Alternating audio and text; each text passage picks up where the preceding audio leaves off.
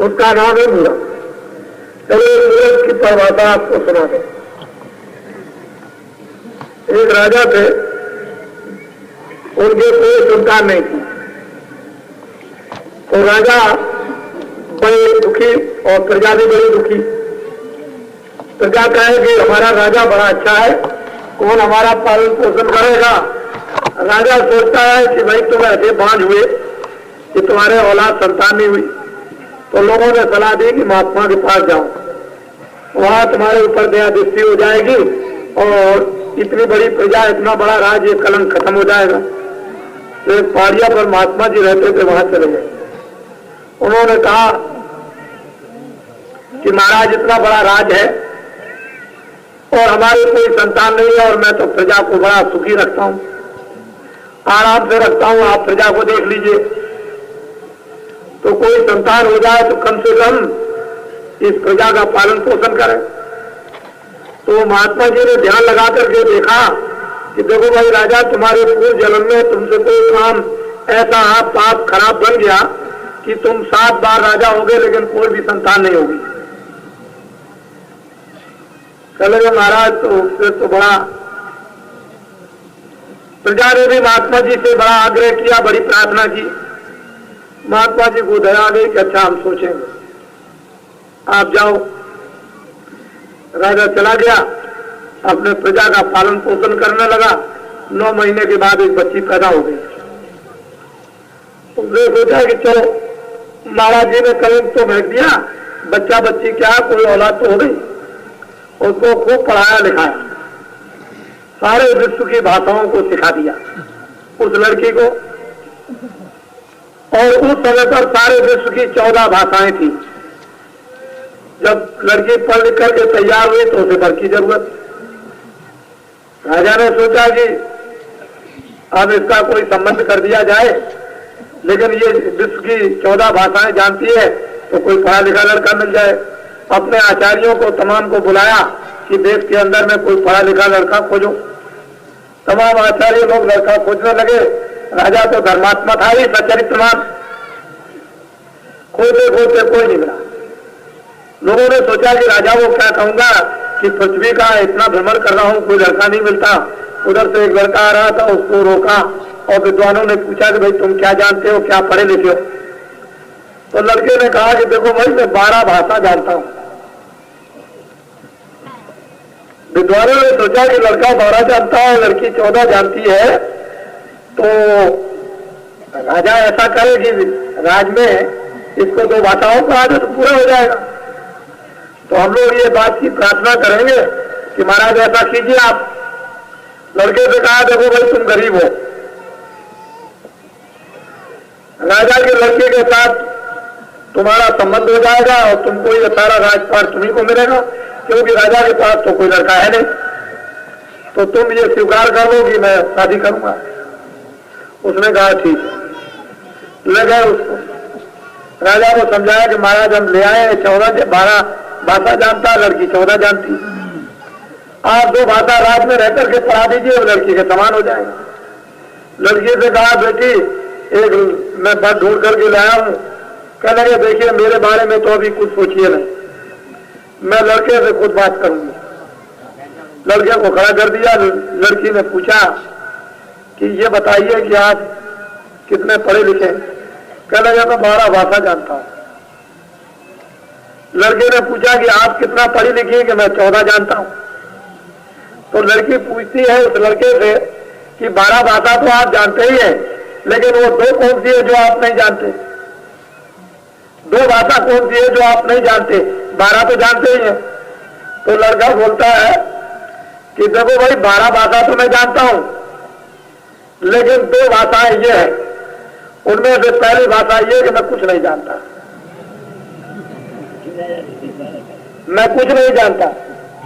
एक भाषा तो ये, दूसरी भाषा ये है कि जो जानकार कहते हैं उसकी मैं कभी मानता नहीं।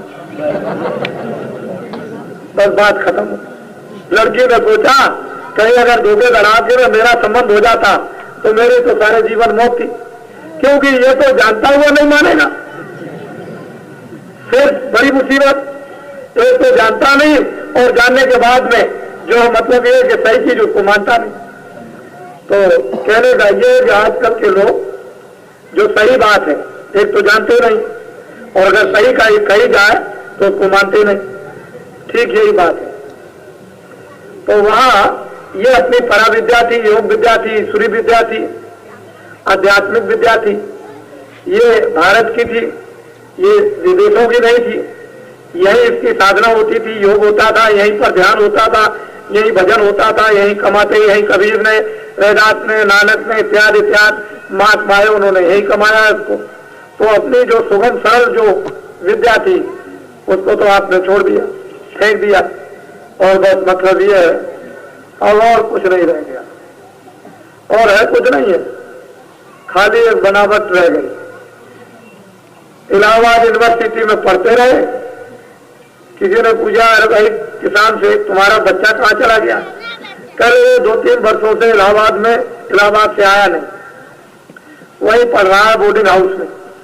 तो भाई क्या डिग्री उसने पास की? चलो भाई डिग्री की तो नहीं मैं जानता हूँ, लेकिन वो कल शाम को यहाँ आ गया। मैंने कल देखा कि घर पर आ गया, मैं तो हल लेकर के जा रहा था और वो यहाँ आ गया। मैं जब उधर से हल लिया आ रहा था तो भैया मैं डिग्री फिग्री तो कुछ जानता नहीं, कि क्या पास करके आया। इतनी डिग्री में जरूर मैं देखता हूँ और जानता हूँ कि एक पीपल के पेड़ पर खड़े होकर मुँह रहा था। ये तो डिग्री लेकर के आया, लेकिन वो डिग्री फिग्री में कुछ नहीं जानता, और तो मुझे कुछ नहीं मालूम है।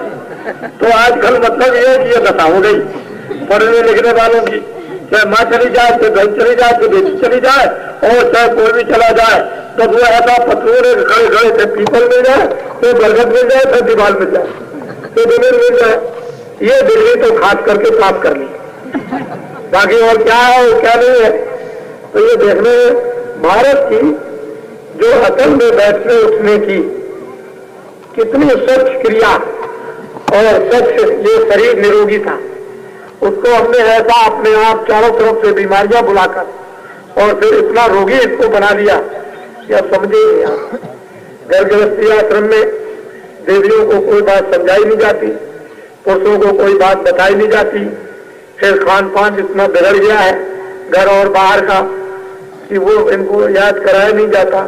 सारी चारों तरफ से बीमारियों उन्हें एक हमला कर दिया, शरीर को जर्जर कर दिया, और शरीर इतना पीड़ित है कि वो योग क्या कर सकता, ध्यान क्या कर सकता, भजन क्या कर सकता, महात्माओं के सत्संगों क्या सुन सकता है, बड़ा मुश्किल हो गया। तो धीरे धीरे धीरे धीरे धीरे धीरे जब वो चीज अपनी आ जाएगी तो योग विद्या के प्रकट होने में देर नहीं, योग आचार्यों के सामने आने में देर नहीं, योग ज्ञान सिखाने में देर नहीं, योग का साक्षात्कार कराने में देर नहीं, ईश्वर का दर्शन होने में देर नहीं लगती।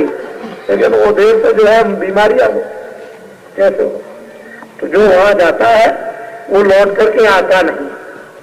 और मानो तन में मरने से पहले ही जब वहां जाओगे तभी काम बनेगा, मरने के बाद कौन जाता?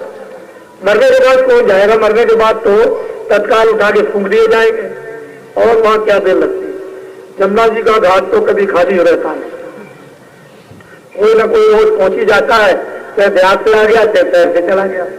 जब उनके लिए ये मौत आ गई तो वो हमारे लिए भी पहले से खड़ी हुई है, तो हमारा 2 दिन के बाद नंबर आ जाएगा, उनका आज आ गया, बस फर्क इतना ही है।